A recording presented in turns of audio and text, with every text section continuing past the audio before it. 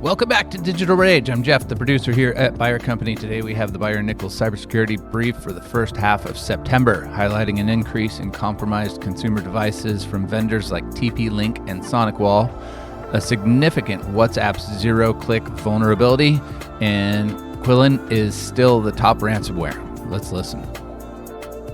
Welcome, curious minds, to another deep dive. Great to be diving in. Today, we're tearing into the latest cybersecurity intelligence.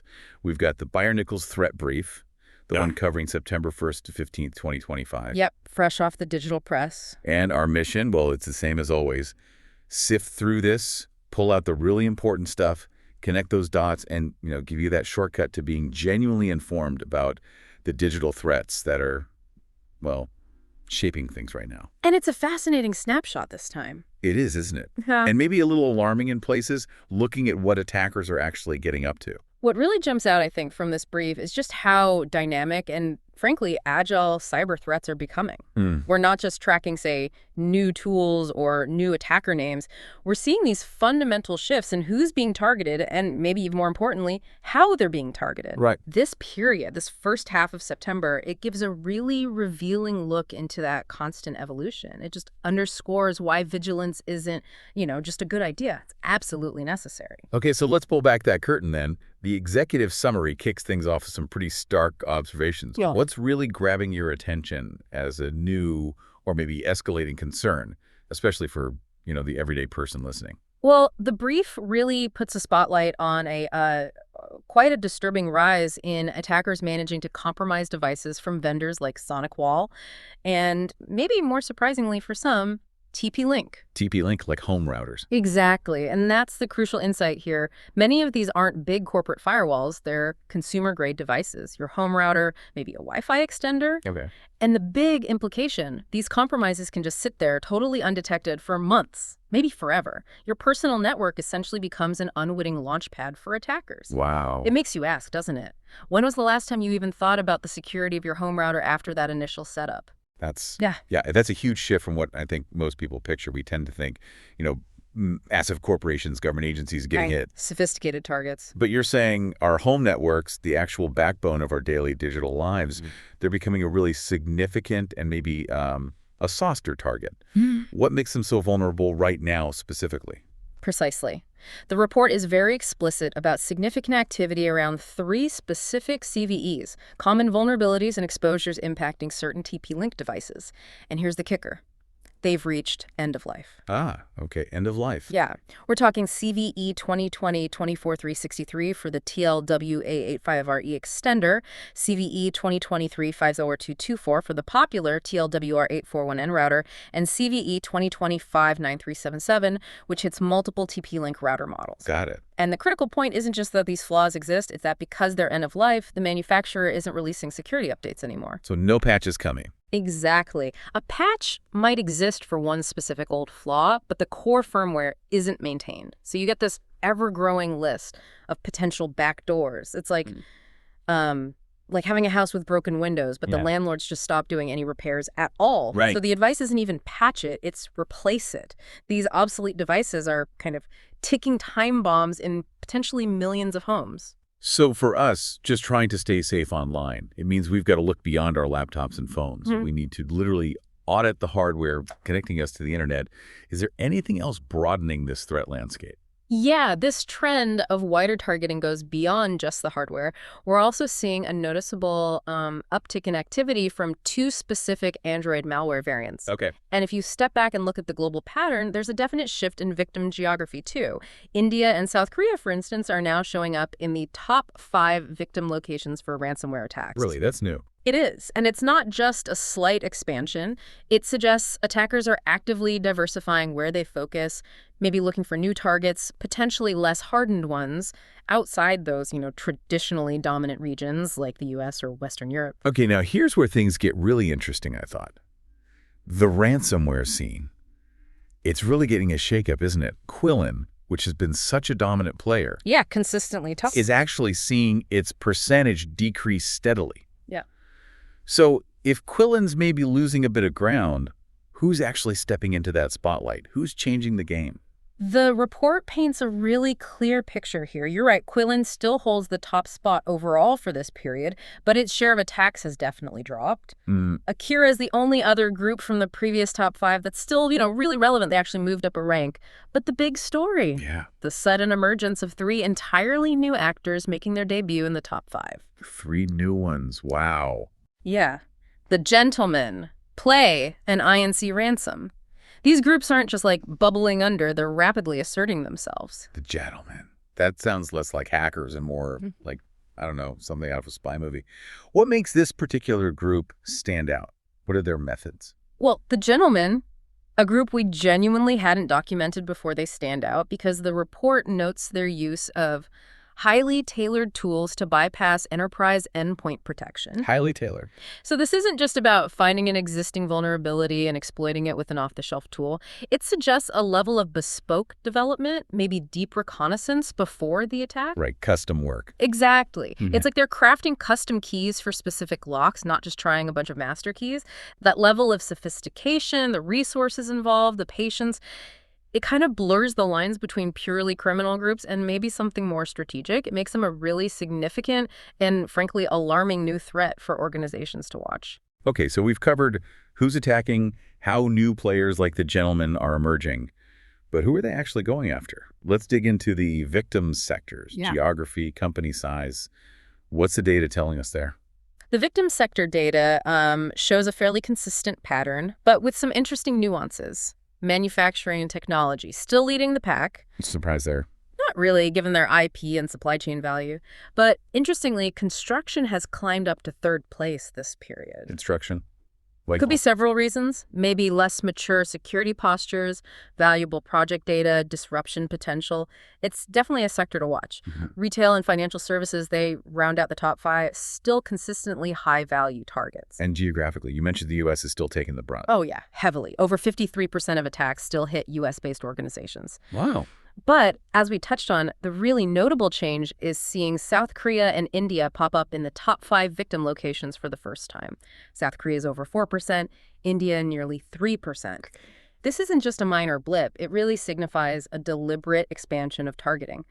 Attackers are actively seeking out new territories or perhaps finding new ways into these, rapidly digitalizing economies. This raises a really important question, probably for a lot of our listeners. Does the data show whether it's the big Fortune 500 companies or smaller businesses suffering more? Who's actually feeling the most pain here? And the data on this is, it's stark. There's no ambiguity. Small businesses, and they define that as 500 employees or less, they account for a staggering 84.07% of all victims. 84%. 84%. Mid-market organizations, they're next at nearly 14%. Large enterprises, a tiny fraction, just over 2%. That's incredible. It really underscores that it's often the smaller organizations, the ones typically with fewer dedicated cybersecurity resources, maybe less expertise. They're the ones bearing the overwhelming brunt of these attacks. It's not about being too small to be noticed. It's often about being seen as, easier prey. Okay, shifting gears slightly. Beyond the purely criminal gangs, the brief also gets into some trending adversaries that sound a bit more cloak and dagger, sophisticated, often state-sponsored actors. Can you shed some light on these threats? Absolutely. What's quite illuminating here is the sort of resurgence or continued high activity of known APT groups, advanced persistent threats. Right. Specifically, APT-29 and APT-28, maybe better known as Cozy Bear and Fancy Bear. Both Russian state-sponsored groups, heavily involved in espionage. They're definitely active. Still busy. Very. And APT-28, Fancy Bear, has specifically been observed using a new Microsoft Outlook backdoor. They're calling it Not Door. A new backdoor for Outlook, given how central email is. Yeah. That sounds particularly nasty.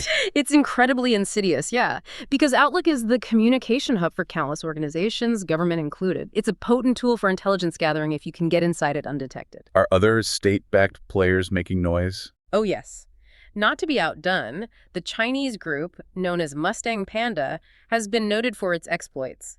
Specifically, they targeted a Philippine military company in what looks like a focused espionage campaign. Okay.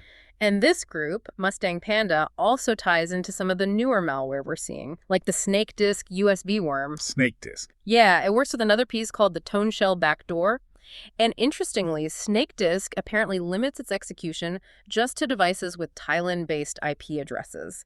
Then it drops another payload, the Yokai backdoor. Wow, that's incredibly specific targeting, geographically limited. Exactly. It demonstrates meticulous planning, very clear strategic objectives. These aren't just random smash-and-grab attacks. So definitely not opportunistic. These are well-resourced, carefully orchestrated campaigns. What about White Cobra? They were also mentioned. White Cobra is another interesting one. They were responsible for planting 24 malicious extensions across the VS Code and OpenVSX marketplaces. Ah, targeting developers. Precisely. For anyone listening who works in development, this highlights that growing threat to the software supply chain itself. The tools, the components developers rely on every single day. Right. By compromising those development environments, attackers can potentially inject malicious code into countless projects downstream. It creates this huge ripple effect of vulnerabilities. It's like contaminating the flour before thousands of loaves of bread are baked. Yeah, that's a scary prospect. Let's zero in now on some specific vulnerabilities and malware variants making waves right now. Yeah. One really caught my eye involves a super popular messaging app. Pretty much everyone uses it. Ah, you must be talking about CVE 2025-55177, the WhatsApp one. That's a one. And it's frankly terrifying. It's a zero-click vulnerability affecting WhatsApp on both iOS and macOS. Zero-click. Explain that again. It means the attacker can trigger the vulnerability and potentially execute code or process content from some arbitrary URL on your device without you doing anything. No clicking a link, no opening a message, no interaction needed from the user at all. And there's even evidence it's already being exploited out there in the wild. Which raises that critical point again. Are you diligently keeping all your apps, especially communication apps like WhatsApp, updated to the absolute latest version? Because that's often your first line of defense. Zero-click is definitely nightmare fuel. It just removes the user entirely from the equation. What other active and dangerous malware should we be aware of from this report? Well, there's also Brokewell. It's an info sealer specifically going after Android users. How does it spread? Attackers are being pretty clever, actually. They're using Meta's ad platforms, Facebook, Instagram ads, to trick people into installing fake versions of the TradingView app. Oh, the trading app. Okay. Yeah. Once you install the fake app, Brokewell gets deployed. And it's designed to capture credentials, intercept your multi-factor authentication codes, text messages, and even try to drain cryptocurrency wallets if you have them. Ouch. Any others? There's another Android banking Trojan called Raton. It's also quite sophisticated. It combines RAT capabilities, remote access Trojan, with an NFC relay feature. NFC, like tap to pay. Sort of. It seems designed for crypto wallet account takeover and automating money transfers. The report mentions it particularly targeting a specific bank's application in the Czech Republic. Again, quite targeted. It really sounds like good old-fashioned social engineering, just tricking users. It's still incredibly effective, even when paired with these advanced malware types. Oh, absolutely. Social engineering never goes out of style, unfortunately. Steel C is another textbook example mentioned. It's described as a very sophisticated campaign using a convincing multilingual phishing website. How does it usually start? Often with an email, a very convincing one, warning the victim that their Facebook account is at risk of suspension because of some policy violation. It preys perfectly on that fear of losing access to your social media, your online identity. Classic fear tactic. Exactly. And we're also seeing older threats being sort of rebooted, hybrid Petya. Petya, like the infamous wiper malware. A direct copy of the original Petya, not Petya wiper, yeah. But it's been updated. Now it's capable of compromising UEFI-based systems. UEFI. That's the basic boot-up software on modern computers, right? That's right. The foundational stuff that starts your computer before Windows or Mac OS even loads. And this new hybrid Petya can apparently bypass UEFI secure boot, at least on some older systems, using a specific vulnerability. CVE 2024-7344. So they're reviving old destructive malware, but weaponizing it with new tricks to hit deeper system levels. Precisely. Shows that attackers are constantly recycling and refining their tools. Nothing ever truly goes away. Okay, let's turn to the top news headlines from this period. It's pretty clear cyber threats aren't just hiding in the shadows. They are dominating public discussion.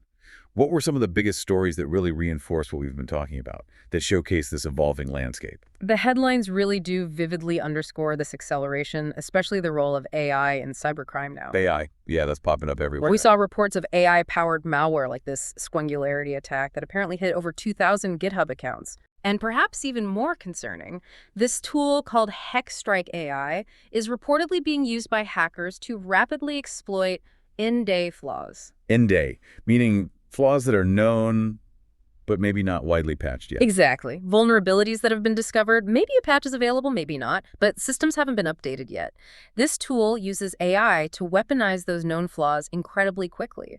It's not just AI assisting defense anymore, it's AI becoming a potent, almost autonomous weapon for attackers.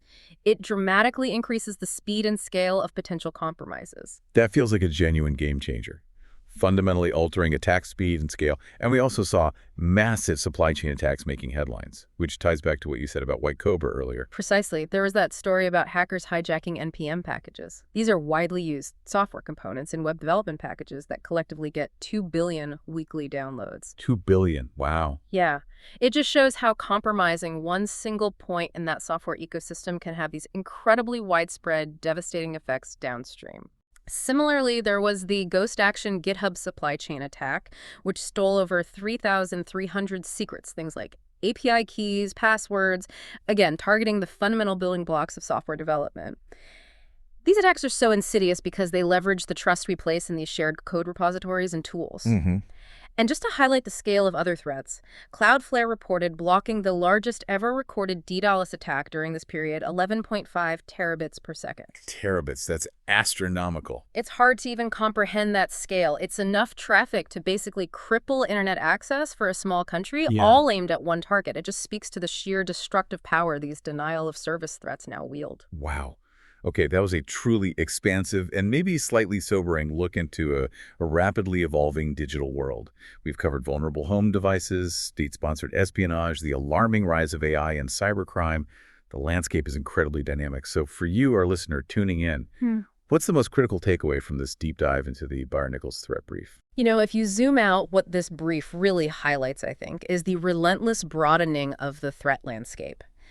It's just not enough anymore to focus solely on securing, say, corporate networks. Right. We have to be thinking critically about securing our personal devices, understanding the increasing sophistication of social engineering, recognizing the systemic risk that comes from these supply chain attacks, and the fact that small businesses are overwhelmingly targeted, combined with the common neglect of consumer-grade devices like routers, that really pinpoints where many of the most significant yet often overlooked risks actually reside. It's where individual awareness can genuinely make a difference. So what does this all mean for you, just navigating your own digital life day to day?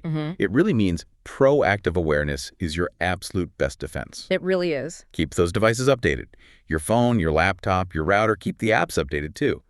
Seriously, consider replacing any hardware that you know has reached end of life, especially network gear. Don't just leave it plugged in. Exactly. And always apply that healthy dose of skepticism to unexpected emails, messages, pop-ups, especially anything designed to create urgency or fear. Question it first. And maybe just for a final provocative thought to leave people with. Go for it. Given this increasing sophistication we see, AI-powered threats, state-sponsored actors, and this widespread targeting of consumer devices that are often vulnerable because they're end of life, how much ethical or even practical responsibility should hardware and software vendors actually bear for the long-term security of those products, especially when they continue to operate in our interconnected world and become easy entry points for attackers long after the official support ends? That's a really good question. Where does that responsibility truly lie? Something to ponder, I think, as we all continue trying to build and secure our digital future. Reach out to us at jbyer.com for comments and questions. Follow us at Byer Company on social media, and if you'd be so kind, please rate and review us in your podcast app.